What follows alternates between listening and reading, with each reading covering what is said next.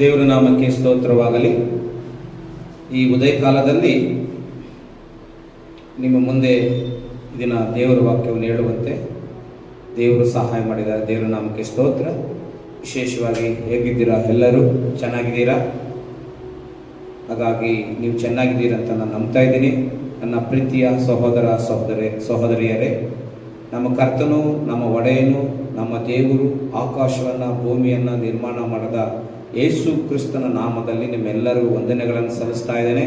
ಹಾಗಾದರೆ ಈ ಮುಂಜಾನೆ ನಾವು ದೇವರ ವಾಕ್ಯ ಧ್ಯಾನ ಮಾಡುವುದಕ್ಕೆ ಮುಂಚೆ ನಾವೊಂದು ಪ್ರಾರ್ಥನೆ ಮಾಡಿಕೊಡೋಣ. ಕಣ್ಣುಗಳನ್ನು ಮುಚ್ಚಿ. ನಮ್ಮನ್ನು ಬಹಳವಾಗಿ ಪ್ರೀತಿ ಮಾಡುವ ನಮ್ಮ ಪರಲೋಕದ ತಂದೆಯಾದ ದೇವರೇ, ಈ ಸುಂದರವಾದ ಉದಯ ಕಾಲದಲ್ಲಿ ನಿನ್ನ ಪಾದಗಳ ಬಳಿಗೆ ಬಂದು ದೇವ, ಹೊಸ ವಿಷಯಗಳನ್ನು ಕಲಿಯುವಂತೆ ನೀವು ನಮಗೆ ಸಹಾಯ ಮಾಡೋದಕ್ಕಾಗಿ ಸ್ತೋತ್ರ.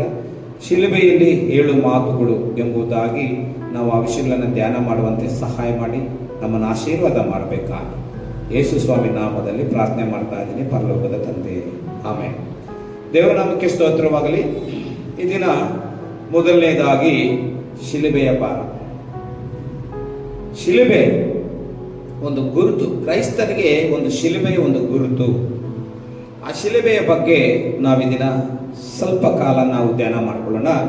ಪ್ರೀತಿಯ ಸಹೋದರರೇ, ಈ ದಿನ ಯೇಸು ಸ್ವಾಮಿ ಶಿಲುಬೆಯನ್ನು ಹೊತ್ತು ಸಾಗಿ ನಮಗೋಸ್ಕರ ಆ ಭಾರವಾದ ಶಿಲುಬೆಯನ್ನು ನಮ್ಮೆಲ್ಲರಿಗೋಸ್ಕರ ಎಲ್ಲ ಮಾನವರಿಗಾಗಿ ಆ ಶಿಲುಬೆಯನ್ನು ಹೊತ್ತುಕೊಂಡನು.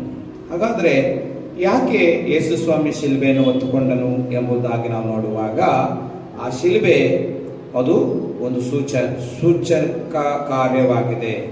ಕ್ರೈಸ್ತರಿಗೆ ಆ ಶಿಲುಬೆಯ ಸಿಂಬಲ್ ಒಂದು ಶುಭ ಸೂಚನೆಯನ್ನು ತೋರಿಸುತ್ತದೆ.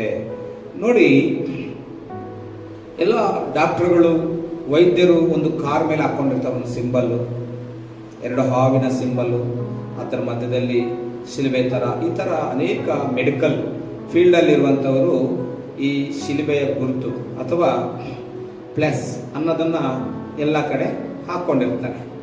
ಮೊದಲನೇದಾಗಿ ಯೇಸು ಸ್ವಾಮಿ ಹೊತ್ತುಕೊಂಡಂಥ ಶಿಲುಬೆಯ ಭಾರ, ಅದರ ತೂಕ 150 kg ಇರುತ್ತದೆ. ಹಲ್ಲೆಲೂಯಾ! 150 kg ಭಾರವುಳ್ಳ ಶಿಲುಬೆಯನ್ನು ಯೇಸು ಸ್ವಾಮಿ ಯೆರೂಸಲೇಮ್ ಪಟ್ಟಣದಿಂದ ಗೊಲ್ಗೊಥಾ ಬೆಟ್ಟಕ್ಕೆ ಅದನ್ನು ಹೊತ್ತುಕೊಂಡು ಸಾಗುತ್ತಾ ಆ ಒಂದು ಗೊಲ್ಗೊಥಾ ಬೆಟ್ಟಕ್ಕೆ ಯೇಸು ಸ್ವಾಮಿ ಆ 150 kg ಇರುವಂಥ ಒಂದು ಶಿಲುಬೆಯನ್ನು ನನಗಾಗಿ, ನಿನಗಾಗಿ, ನಮ್ಮೆಲ್ಲರಿಗೋಸ್ಕರ, ಇಡೀ ಪ್ರಪಂಚದಲ್ಲಿರುವಂಥ ಎಲ್ಲ ಜಾತಿ ಜನಗೋಸ್ಕರ ಯೇಸು ಸ್ವಾಮಿ ಕಲ್ವಾರಿ ಶಿಲುಬೆಯನ್ನು ಹೊತ್ತುಕೊಂಡನು. ಅದರ ತೂಕ 150 kg ಭಾರವುಳ್ಳದ್ದಾಗಿರ್ತದೆ. ಹಲ್ಲೆಲೂಯಾ! ಒಬ್ಬ ಮನುಷ್ಯ ಹೊತ್ತುಕೊಳ್ಳುವಂಥ ತೂಕ 100 kg ಬರೀಬೋದು, ಅಷ್ಟೇ ರೀ. ಆದರೆ ಯೇಸು ಸ್ವಾಮಿ ಹೊತ್ತಂಥ ಶಿಲುಬೆಯ ಭಾರ 150 kg. ಎಷ್ಟು ಮೈಲಿ ಗೊತ್ತಾ? 3 ಮೈಲಿ ಆಗುತ್ತೆ ಯೆರೂಸಲೇಮ್ ಪಟ್ಟಣದಿಂದ ಗೊಲ್ಗೊಥಾ ಬೆಟ್ಟಕ್ಕೆ. ಅದರ ಉದ್ದ 15 ಅಡಿಗಳು.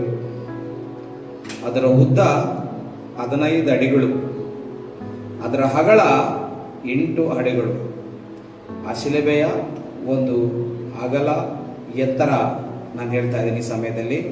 ಅದರ ಉದ್ದ, ಶಿಲುಬೆಯ ಉದ್ದ 15 ಅಡಿಗಳು ಹೈಟ್ ಆಗಿರುವಂಥ ಶಿಲುಬೆಯನ್ನು, 8 ಅಡಿಗಳಷ್ಟು ಅಗಲವಾಗಿರುವಂಥ ಶಿಲುಬೆಯನ್ನು ಯೇಸು ಸ್ವಾಮಿ ಹೊತ್ತುಕೊಳ್ತಾರೆ. ಹಲ್ಲೆಲೂಯಾ! ದೇವರ ನಾಮಕ್ಕೆ ಸ್ತೋತ್ರ. ಯೇಸು ಸ್ವಾಮಿಗೆ 2 ಕೈಗೆ ಮತ್ತು ಕಾಲುಗಳಿಗೆ ಹೊಡೆದಂಥ ಮೊಳೆ ಉದ್ದ 3.5 ಇಂಚು ದಪ್ಪ ಇರ್ತದೆ. ಆ ಒಂದು ಮೊಳೆಯ ದಪ್ಪ 3.5 ಇಂಚು ದಪ್ಪವಾಗಿರ್ತದೆ. ಆ ಮೊಳೆಯ ಉದ್ದ 8 ಇಂಚು ಇರುತ್ತದೆ. ಹಲ್ಲೆಲೂಯಾ! ಆ ಮೊಳೆ 3 ಮೊಳೆಗಳು ಹೊಡೆದ್ರಲ್ವಾ, 2 ಕಾಲುಗಳಿಗೆ ಒಂದೇ ಮೊಳೆಯನ್ನು ಹೊಡೆದರು, ಮತ್ತು ಎಡಗಡೆಗೆ 1 ಮೊಳೆ ಕೈಗೆ, ಬಲಗಡೆ ಇರುವಂಥ ಕೈಗೆ 1 ಮೊಳೆ, ಉದ್ದ 8 ಇಂಚಾಗಿರ್ತದೆ. ಅದೇ ರೀತಿಯಾಗಿ ಪ್ರೀತಿಯ ಸಹೋದರನೇ, ಯೇಸು ಸ್ವಾಮಿಯ ಉದ್ದ 6 ಅಡಿ 11 ಇಂಚು.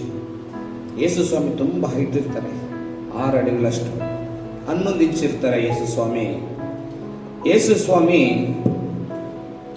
ಸ್ವಾಮಿಯ ತೂಕ 85 kg. ಯೇಸು ಸ್ವಾಮಿ ಇದ್ದಂಥ ಭೂಲೋಕದಲ್ಲಿ ಮನುಷ್ಯನಾಗಿ 85 kgಗಳಷ್ಟು ತೂಕ ಯೇಸು ಸ್ವಾಮಿ ಇರ್ತಾರೆ. ಅದೇ ರೀತಿಯಾಗಿ ಯೇಸು ಸ್ವಾಮಿ ಆ ಯೆರೂಸಲೇಮ್ ಪಟ್ಟಣದಿಂದ ಅವನು ಗೊಲ್ಗೊಥಾ ಬೆಟ್ಟಕ್ಕೆ ಹೋಗ್ಬೇಕಾದ್ರೆ ಕನಿಷ್ಠ ಪಕ್ಷ 3 ಸಾರಿ ಯೇಸು ಸ್ವಾಮಿ ಶಿಲುಬೆಯ ಮೇಲೆ ಹಾಕೊಂಡು ಬಿದ್ದೋಗ್ತಾರೆ. ಹಲ್ಲೆಲೂಯಾ, ದೇವರು ನಮಗೆ ಸ್ತೋತ್ರ. ಅದೇ ರೀತಿಯಾಗಿ ಸಮಯ 2:12 ಮಧ್ಯಾಹ್ನ. ಆಗ ಹೇಳ್ತಾನೆ ಯೇಸು ಸ್ವಾಮಿ, ನನಗೆ ನೀರಡಿಕೆಯಾಗಿದೆ ಎಂಬುದಾಗಿ. ಹಲ್ಲೆಲೂಯಾ. ಯೇಸು ಸ್ವಾಮಿ ಶರೀರದಲ್ಲಿ ಸಣ್ಣ ಗಾಯಗಳು, ಸುಮಾರು 5480 ಗಾಯಗಳಿವೆ. ಸಣ್ಣ ಸಣ್ಣ ಗಾಯಗಳು, ಶರೀರವೆಲ್ಲ ಅರಕಾಲಿಂದ ನೆಡನೆತ್ತನವರೆಗಿರುವಂಥ ಗಾಯಗಳು 5480 ಗಾಯಗಳು. ದೊಡ್ಡ ಗಾಯಗಳು, ಯೇಸು ಸ್ವಾಮಿಗೆ ಶರೀರದಲ್ಲಿ ಒಡೆಯಲ್ಪಟ್ಟಂಥ ಗಾಯಗಳು, ದೊಡ್ಡ ಗಾಯಗಳು ಎಷ್ಟಂದರೆ 4150 ದೊಡ್ಡ ಗಾಯಗಳು. ಅದೇ ರೀತಿಯಾಗಿ ಯೇಸು ಸ್ವಾಮಿಯ ಶರೀರದಲ್ಲಿ 6.5 ಮಿಲಿಯನ್ನಷ್ಟು ಲೀಟರ್ ರಕ್ತ ಯೇಸು ಸ್ವಾಮಿ ಶರೀರದಿಂದ ನಮಗೋಸ್ಕರ ಚೆಲ್ಲಿರ್ತಾರೆ. ಹಾಗಾಗಿ ಪ್ರೀತಿಯ ದೇವರ ಮಕ್ಕಳೇ, ಯೇಸು ಸ್ವಾಮಿಗೆ ಮುಳ್ಳಿನ ಕಿರೀಟ, ಆ ಮುಳ್ಳಿನ ಕಿರೀಟ ನೆನೆದುಕೊಂಡು ಬಂದು ಯೇಸು ಸ್ವಾಮಿಗೆ ತಲೆಗಿಕ್ಕುವಾಗ ಒಂದು ಮುಳ್ಳು 3 ಇಂಚು 3 ಅಂಗುಳ ಇರ್ತದೆ. ಆ ಮುಳ್ಳು ಆ ಒಂದು ತಲೆಗೆ ಹೋಗದೇ ಇರುವಾಗ ಒಬ್ಬ ಸೈನಿಕ ಸುತ್ತಿಯನ್ನು ತೆಗೆದುಕೊಂಡು ಆ ಮುಳ್ಳುಗಳನ್ನು ಹೊಡಿತಾನೆ. ಪ್ರತಿಯೊಂದು ಮುಳ್ಳುಗಳನ್ನು ಹೊಡೆದಾಗ ಆ ಒಂದು ಕಿರೀಟದಲ್ಲಿರುವಂಥ ಮುಳ್ಳುಗಳು 3 ಇಂಚಷ್ಟು ಮುಳ್ಳುಗಳು ಆ ಯೇಸು ಸ್ವಾಮಿ ತಲೆಗೆ ತೂರಿಕೊಳ್ತದೆ. ಪ್ರೀತಿಯ ದೇವರ ಮಕ್ಕಳೇ, ಇಷ್ಟೆಲ್ಲ ಯೇಸು ಸ್ವಾಮಿ ನಿನಗೋಸ್ಕರ ನನಗೋಸ್ಕರ ಯಾಕೆ ಬಾಧೆ ಕೊಟ್ಟನು? ಆ ಒಂದು ಭಾರವಾದ ಶಿಲುಬೆಯನ್ನು ಯಾಕೆ ಹೊತ್ತುಕೊಂಡನು? ಹಾಗಾಗಿ ಆತನ ವಾಕ್ಯ ಹೇಳ್ತದೆ, ಯಾವನಾದರೂ ನನ್ನ ಹಿಂದೆ ಬರೆದು ಯೋಗ್ಯನಲ್ಲ. ದಿನಾಲೂ ಕೂಡ ಆತನ ಶಿಲುಬೆಯನ್ನು ಹೊತ್ತುಕೊಂಡು ನಾವು ಆತನ ಹಿಂದೆ ಹೋಗಬೇಕಾಗಿದೆ. ಹಾಗಾಗಿ ಪ್ರೀತಿಯ ದೇವರ ಮಕ್ಕಳೇ, ಈ ದಿನ ಈ ಶಿಲುಬೆಯ ಭಾರ ಎಂಬುದರ ಬಗ್ಗೆ ನಾವು ಕಲಿಯಲ್ಪಟ್ಟಂಥ ಈ ಪಾಠ ನಿಮಗೆ ಆಶೀರ್ವಾದವಾಗಿರಲಿ, ನಿಮಗೆ ಕ್ಷೇಮವನ್ನು ತರಲಿ, ಈ ಒಂದು ರಹಸ್ಯ ನಿಮಗೆ ಗೊತ್ತಾಗಲಿ ಎಂಬುದಾಗಿ ಈ ಒಂದು ವಿಡಿಯೋವನ್ನು ನಿಮಗೆ ಕಳಿಸ್ಕೊಡ್ತಾ ಇದ್ದೀನಿ. ದೇವರು ನಿಮ್ಮನ್ನೆಲ್ಲರನ್ನು ಕೂಡ ಆಶೀರ್ವಾದ ಮಾಡಿ ಪ್ರೈಸ್ತಲೋ.